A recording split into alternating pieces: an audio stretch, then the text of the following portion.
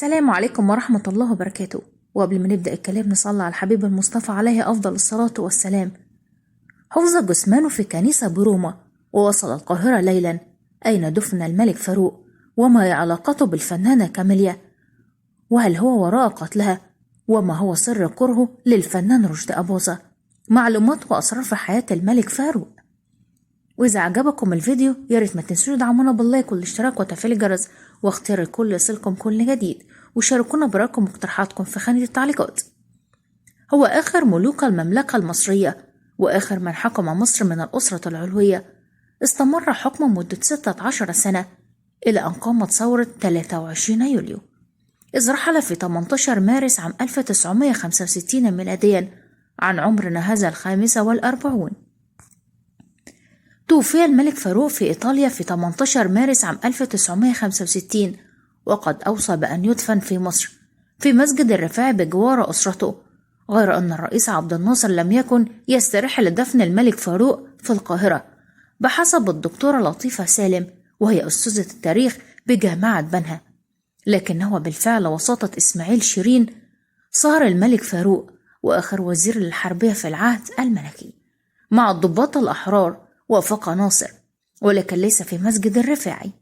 وفي أواخر شهر مارس وصل جثمان ملك فاروق من إيطاليا ليلا، وورى السري فجرا بحضور عدد قليل من أفراد أسرته في إحدى مقابر الأسرة في القاهرة، وتحديدا في حوش الباشا بالإمام الشافعي، حيث يدفن هناك إبراهيم باشا وعباس باشا وبعض أفراد الأسرة العلوية. وبعد وفاة جمال عبد الناصر في عام 1970 وافق الرئيس أنور السادات على نقل رفات آخر ملوك مصر إلى مسجد الرفاعي ليرقد جسده للمرة الأخيرة هناك، وذلك بجوار قبري جده وأبيه إسماعيل وفؤاد بحسب وصيته، وقد تم ذلك تحت حراسة أمنية مشددة. وبحسب الكاتب الصحفي والمؤرخ الراحل عباس الطرابيلي في مقال نشر بعنوان حقيقة دفن الملك فاروق، فإن آخر ملوك الأسرة العلوية مات وهو يأكل في إحدى مطاعم روما يوم 18 مارس عام 1965، وتم حفظ جثمانه في دار حفظ الموتى في العاصمة الإيطالية إلى أن نقل بعد 3 أيام إلى كنيسة صغيرة، وكان ابنه الملك أحمد فؤاد الثاني في مقدمة المشيعين. وكانت وصية الملك فاروق أن يدفن بجوار والده الملك فؤاد الأول وجده الخديوي إسماعيل في مسجد الرفاعي بالقاهرة أمام مسجد السلطان حسن. وكما وضح الطرابيلي، نجحت مساعي إسماعيل شيرين زوج شقيقته الإمبراطورة فوزية ووزير الحربية والبحرية في آخر حكومة لنجيب الهلالي قبل ثورة 23 يوليو مباشرة، وقد شكلت يوم 22 يوليو. ووافق جمال عبد الناصر على نقل الجثمان من روما إلى القاهرة على أن يدفن بطريقة سرية، واشترط عدم كتابة اسمه على القبر. أما بالنسبة للفنانة كاميليا اللي تأثرت جدلا واسعا على مدار تاريخها بسبب جمالها وعلاقتها ببعض الفنانين وعشق الملك فاروق لها، واشتهرت بدور الخادمة في السينما المصرية عندما ظهرت في فيلم قمر 14 في دور قمر ابن صاحبة البنسيون التي أحبت ابن أحد البشوات وتزوجته زرا. كاميليا هي ممثلة مصرية من أصول يهودية اسمها الحقيقي ليليان، وتعتبر أكثر نجمات السينما المصرية تألقا وأعلاهن أجرا في منتصف الأربعينات، كما أنها حازت شهرة واسعة وارتبط اسم كاميليا بعدة حوادث وألغاز سياسية، كما ارتبط اسمها بملك مصر آنذاك الملك فاروق، وشاع بقوة بأن بينهما علاقة. وكان آخر الأفلام التي قدمتها في فيلم آخر كذبة مع سامية جمال وفريد الأطرش عام 1950 جمع الحب بين كاميليا ورشدي أباظة ما أثار غضب الملك فاروق الذي كان يهم بها عشقا. وقال رشدي أباظة عن تلك العلاقة في حوار صحفي سابق: خافت أمي من غضب الملك فاروق فأرغمتني على السفر إلى روما، وجدت لودع الملكة والفنانة كاميليا آنذاك، فقالت لي إنها ذاهبة إلى جنيف بعد أيام لحضور حفلة راقصة، وتوعدنا على اللقاء معا في روما، لكن لم يتم هذا اللقاء فسقطت الطائرة التي أقلتها من القاهرة، واحترقت كاميليا فوق رمال الصحراء. سقطت طائرة في 31 أغسطس عام 1950 فوق مدينة الدلنجات بمحافظة البحيرة. وكتب الكاتب الصحفي محمد حسنين هيكل الخبر يوم 2 سبتمبر في صحيفة أخبار اليوم. بدأت قصة الرحيل في الساعة 12:30 صباح يوم الخميس 31/8 عام 1950 بهبوط طائرة، وقد ركبت كاميليا مع 6 ركاب من مطار القاهرة وأقلعت من المطار، وكان آخر اتصال لها عن طريق اللاسلكي في الساعة 1:30 صباحا، وانقطعت الأخبار بعد ذلك، وسقطت الطائرة وسط الحقول وتفحمت الجثث. وقد قرر الطبيب الشرعي الذي عاين جثة كاميليا أن سبب الوفاة كانت جروح نارية وما صاحبها من صدمة عصبية وكسور في عظام الساقين. كان الحادث نهاية مأساوية لكاميليا المولودة في 13 ديسمبر عام 1929 حسب مذكرات أمها أولجا لويس أبانور. وقع بعد أن وصلت إلى القمة في السينما خلال 4 سنوات عام 1947 إلى 1950 حسب تأكيد الناقد سمير فريد في لغز كاميليا. هل كانت عاشقة للملك فاروق؟ أصبحت من كبار النجوم ثم احترقت في حادث طائرة وتحولت إلى أسطورة لاختلاف الناس حول كل شيء عن حياتها بل وعن موتها أيضا. ولكن الشيء المؤكد أنها دخلت تاريخ مصر ولم تخرج منه بسبب علاقتها مع الملك فاروق آخر ملوك مصر. ولقد صفعت الفنانة كاميليا رشدي أباظة على وجهه مرتين عندما دخلت إلى الأوبرج وجدته جالس سيدة فهجمت عليه وصفعته على وجهه مرتين، وكانت هذه هي أول مرة يجرؤ فيها إنسان على صفعة رشدي أباظة. ومع ذلك فإنه عندما تلقى منها الصفعتين لم يردهما لها بسبب حبه الشديد لها ولم يستطيع إلا أن يضحك، فكان ذلك سببا في زيادة عصبيتها وثورتها. وصف الفنان رشدي أباظة كاميليا بأنها إنسانة صريحة جدا، وقال في هذا: غضبت عليها في إحدى المرات وابتعدت عنها طوال 3 أيام، وفي اليوم الرابع ذهبت إلى بيتها لكي أحاسب هذه المرأة التي تزعم أنها تحبني ولا تسأل عني إن غضبت منها. كانت تضع على عينيها نظارة وتحمل كتابا واستدارت وعادت إلى الصالون، ودخلت وراءها وأخذت أتصرف بعصبية ونرفزة وهي لا ترد علي ولا تلتفت إلي أبدا. وأخيرا صعد الدم إلى رأسي بقوة فصرخت بها: انت يا ست ازاي بتقولي انك بتحبيني وما بتسأليش عني بقالك 3 أيام؟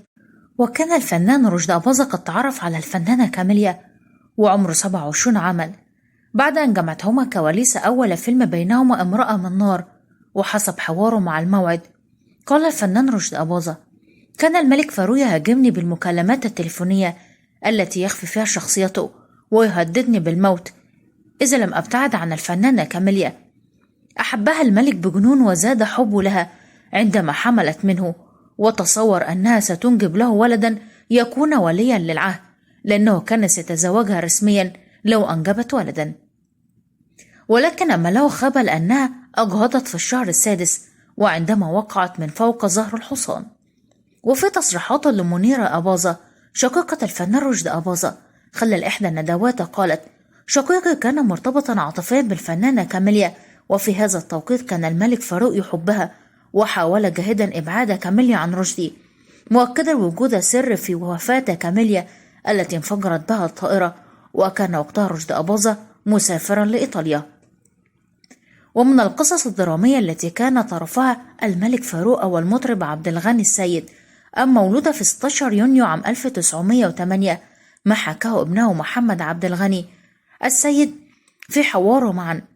أكد خلاله أن والده الذي حاز شهرة واسعة منذ أواخر العشرينات وحتى وفاته في 9 ديسمبر عام 1962 أجبره الملك فاروق على تطليق زوجته رغما عنه. وكان عبد الغني السيد حقق شهرة واسعة بسبب نجاح اسطوانته نسيت يا حبي بعد اللي كان صحيح يا دنيا ملكيش أمان في الثلث الأخيرة من العشرينات، فكان من أوائل الأصوات التي افتتحت الإذاعة بعد الشيخ رفعت وأم كلثوم وعبد الوهاب، وكان يتمتع بوسامة كبيرة مع جمال صوته مما جعله محبوبا للنساء وحاز لقب البلبل الباكي. وأكد الابن أن مجلة الاثنين أجرت استفتاء على أحب مطرب لقلوب المستمعين في أوائل الثلاثينات، ففاز والده بالمركز الأول، ثم الفنان عبد الوهاب، ثم صالح عبد الحي. وكان من أهم أغانيه البيض الأمارة وعلى الحلوة وعلى المرة. وأكد الابن أن هذه الوسامة والإعجاب كان سببا في غيرة الملك فاروق، مشيرا أن أباه تزوج 3 مرات، الأولى من إحدى قريباته وأنجب منها بنتين، ولكنهما انفصلا سريعا. وبعدها ارتبط عبد الغني السيد بعلاقة حب مع ابنة وزير وتزوجها. وأكد محمد عبد الغني السيد أنه بعد أسبوع من هذا الزواج أصدر الملك فاروق أمرا بطلاق والده من ابنة الوزير، حتى لا تصبح عادة بزواج البسطاء ببنات الأعيان والوزراء، وأن والده اضطر لتطلقها رغم حبه الشديد لها. وقال محمد عبد الغني: كان الملك يغار من أبي لوسامته وأعجب الفتيات والسيدات به، ولم يغني والده مطلقا للملك، مشيرا أنه بعد طلاق والده من ابنة الوزير تعرف والدته وتزوج بها، وأنجب منها 3 أبناء، ليلى وإيمان ومحمد ابنه الوحيد. وأشار محمد نور عبد المطلب أن المطرب الراحل محمد عبد المطلب في حواره معا إلى أن ثورة 23 يوليو أنقذت والده من الاعتقال في عهد الملك فاروق. كما وقال ابن عبد المطلب إن من أصعب المواقف التي مرت على والده في بداية الخمسينات عندما عرف من سليمان بيك نجيب الذي كان مديرا للأوبرا الملكية أن الديوان الملكي حذف اسمه، وذلك من حفل كان سيقام في الأوبرا، فغضب عبد المطلب وتفوه بألفاظ قاسية في حق مدير الديوان الملكي، وصدرت الأوامر للقلم السياسي باعتقاله. ولكن الأمير أنسى الهجرسي أبلغ طلب بضرورة الاختباء وعدم الذهاب إلى الكازينو أو إلى منزله لأن المخبرين ينتظرونه، فاختبأ عبد المطلب عند أخته. وشاءت الأقدار أن تقوم ثورة يوليو في هذا التوقيت، وجاء إلى منزلنا بالحليمة الأمير لي أحمد أنور قائد الشرطة العسكرية، وسألوا عن عبد المطلب وأبلغونا بإلغاء أمر الاعتقال، فخرجت معهم بالبيجامة إلى منزل عمتي، وقابلوا طلب وأبلغوه بقيام الثورة وانتهاء حكم الملك ومعه أمر الاعتقال. تداولت مصادر كثيرة ومنها الصحف الرسمية للملك فاروق قصة جمعت بين الفنانة مديحة يسري التي حازت لقب سمراء النيل والملك فاروق، وأشارت القصة إلى أن مديحة يسري تلقت اتصالا من الفنان سليمان بيك نجيب الذي كان مديرا للأوبرا المصرية وقتها لدعوتها لحضور حفل بالقصر الملكي لمشاهدة عرض لفريق باليه الأوبرا، فارحبت بالدعوة. كانت المرة الأولى التي تدخل فيها سمراء النيل للقصر الملكي. وصلت الفنانة مديحة يسري مبكرا إلى قصر عابدين، وكان من تقاليد الحفل أن يقبل الجمع يد الملك الذي كان يجلس على كرسي ويمر الجميع من أمامه فيلقون التحية قبل أن ينحنوا لتقبيل يده. وعندما جاء الدور على مديحة يسري اكتفت بالسلام: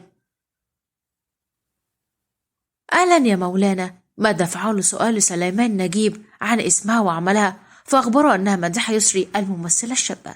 وعندما مرت مديحة يسري متجهة لتناول طعام العشاء مع الضيوف لحق بها سليمان نجيب سريعا وقال لها: مديحة، انت ازاي تسلمي على جلالة الملك من غير ما تبوس ايده؟ فردت بكل ثقة: لو الدعوة مكتوب فيها اني لازم ابوس ايد الملك ما كنتش جيت. فقال سليمان: لكن ده العرف وكل الناس عملت كده. فكان جوابها قاطعا: أنا لا أقبل بل أقبل لا يد الملك إلا يد أمي وأبي. وبعد هذا الحوار قررت مديحة يسري مغادرة القصر فورا، رافضة تناول أي طعام في قصر الملك. لم تكن كل المواقف بين الملك وأهل الفن ساخنة ومشحونة، بل شجع بعضهم ومنحهم دفعة ودعما في بداية حياتهم الفنية. ومن بين هؤلاء المطربة الشريفة فاضل التي حازت لقب سلطانة الطرب لجمال صوتها وأدائها شخصية منيرة المهدية التي أسندها لها المخرج حسن الإمام. وحكت المطربة الكبيرة صاحبة الروائع التي تعتبر علامات في تاريخ الطرب، ومنها أغاني أم البطل وفلاح كان فايد بيغني، وحارة السايين، وآه من الصبر، وآه أمانة يا بكرة، وآه للمكتوب والليل، مبروك عليك يا معجبيني، دق المزاهر، وفي حواره معنا عن تشجيع الملك فاروق لها في طفولتها. وتحدثت عن بداية حياتها الحافلة بالأحداث، حيث ولدت عام 1938 وهي حفيدة المقرئ أحمد نداء مؤسس دولة التلاوة، واسمها الحقيقة فوقية محمود أحمد نداء. وانفصل والدها وتزوجت والدتها من إبراهيم الفلكي أحد أثرياء مصر الذي أطلق اسمه على ميدان الفلكي الشهير. وأشارت سلطنة الطرب إلى أنها عاشت مع والدتها وزوجها في عوامة بالنيل، وكان يزور الأسرة كبار الأثرياء ورجال الدولة ما منهم الملك فاروق الذي استمع إلى صوتها وهي طفلة فصفق لها. وتحكي ببداية طريق نجوميتها عندما سمعها رجل الأعمال الشهير السيد ياسين صاحب مصنع الزجاج الشهير، فاقترح على والدتها وزوجها أن تدخل المجال الفني كمطربة في فيلم من إنتاجه، وفيلم الأب الذي غنت ومثلت فيه وهي طفلة صغيرة. وأكدت شريفة فاضل أن زوج والدتها شجعها وألحقها بمعهد التمثيل والإذاعة قبل أن كما وزعت شهرة المطرب عبد العزيز محمود بشكل كبير فترة حكم الملك فاروق وبعدها، وقدم العديد من الأفلام والأغاني وأشهر تاكس الغرام ومنديل الحل ونجف بنور. وفي حوار معنا تحدث ابنه هشام عبد العزيز محمود عن بداية رحلة والده، حيث غنى في الإذاعة 1934 ولحن له مدحت عاصم إيمانا بموهبته، كما لحن له زكريا أحمد والصنبوطي والقصبجي. وأكد الابن أن والده كون الكثير من الصداقات الفنية، واستغل المنتجون شهرته وشعبيته واستعانوا به في عدد من روائع السينما، مشير أن النقطة الفارقة التي انطلقت منها شهرة والده كانت عام 1947 عندما شارك في فيلم قلب دليلي وقدمه فيه أغنية يا نجف بنور، وكانت بتحدد مواعيد الأفراح على أساس مواعيده. وأصبح عبد العزيز محمود نجم شباك بعد نجاحاته المتتالية، كما لحن لنفسه ولغيره من المطربين. وأشار أن والده تزوج 4 مرات، الأولى من خارج الوسط الفني وهي مديرة مدرسة، وأنجب منها حشمة وولاء، وطلقها بعد 3 سنوات. ولم يكن والدي يستمر في الزواج أكثر من 3 ل4 سنوات فقط. والثانية من السيدة اعتدال شاهين وتنتمي للوسط الفني، وأنجب منه ابنته معزة. وتحدث هشام عبد العزيز محمود عن قصة ارتباط والده بوالدته، فيقول: والدتي كانت جارة ليلى مراد وصديقتها أيضا، واستعانت بها في فيلم غزل البنات للمشاركة في مشهد تصوير أغنية اتمختري واتميلي يا خيل، ورآها والدي وأعجب بها وتقدم للزواج منها.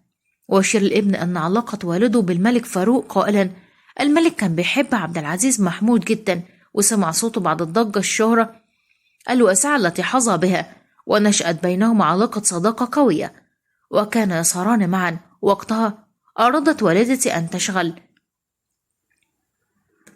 أبي عن هذه السهرات، ففكرت في موضوع شركة الإنتاج، واختارت مكانها في عمارة الأموبوليا، وهو المكان الذي أقام فيه والدي حتى وفاته. ولقد أسس والدي شركة الإنتاج الخاصة به عام 1951، وأنتج من خلالها 4 أفلام هي خد الجميل ومقدر ومكتوب وعلشان خاطر عيونك وتاكس الغرام. وكانت والدتي صاحبة الفضل في فكرة تأسيس شركة إنتاج أفلام عبد العزيز محمود. وأكد هشام عبد العزيز محمود أنه على الرغم من محاولات والدته الحفاظ على الأسرة، فإنه وقع الطلاق بينهما.